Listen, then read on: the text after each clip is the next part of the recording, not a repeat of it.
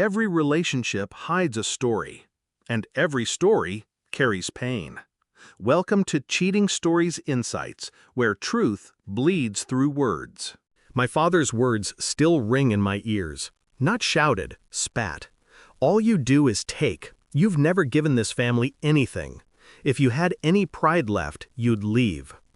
The room was silent afterward. My sister lowered her eyes. My mother folded her hands, avoiding mine. It was a quiet exile delivered in broad daylight. I didn't argue, didn't beg, didn't explain. I just walked out, shutting the door behind me. A clean break. What they didn't know, what they never even thought to ask, was how much of their world had been built on my silent contributions. Rent payments when my father's hours were cut. Utilities when the lights threatened to flicker out. My sister's tuition, semester after semester, wired automatically from an account she never traced back. And now, they had cut me loose. A month later, my phone lit up with her name, my sister. Her voice cracked through the receiver. "Why did the tuition payments stop? They're saying I can't sit exams unless it's settled. I don't understand." I let her cry. The silence between her sobs was louder than any scream. Then I texted her back a single line. Thought I never gave this family anything. I watched the typing dots appear, vanish, reappear. No reply came. And so the unraveling began. The first tremor reached me 2 weeks later. My mother. A voicemail heavy with tremor and restraint. "Your father's under a lot of stress. He didn't mean what he said. Things are difficult without your help." Help. The word they had erased from me. I deleted the message. But curiosity, sharp and cold, began gnawing. I logged into the accounts I had once funded, tracing the patterns of collapse. Tuition overdue. Rent missed.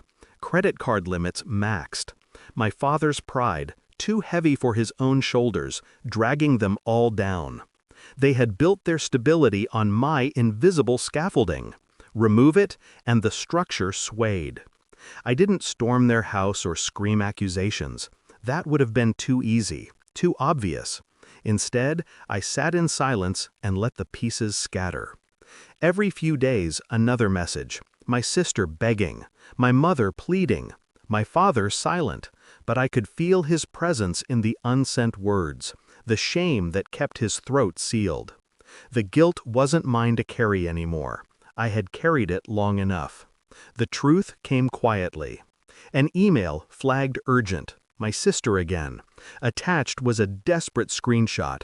Late fees, eviction threats, tuition suspension. She wrote, "Please, just tell me why. What did I do?" I stared at the question. Not what we did. Not what he said. What she did.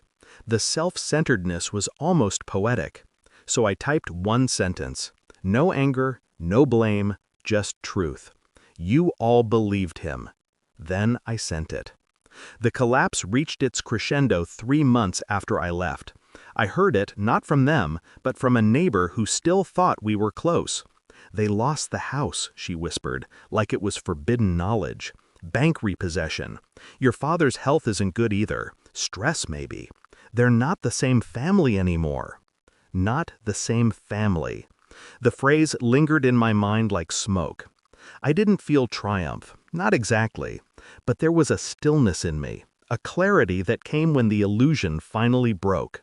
The confrontation wasn't loud, it wasn't public. It happened one night when my father called, the first time since the exile. His voice was brittle, a shadow of the man who once thundered over me. "We need you." 3 words, bare, unadorned. For a moment, I almost pitied him. Almost.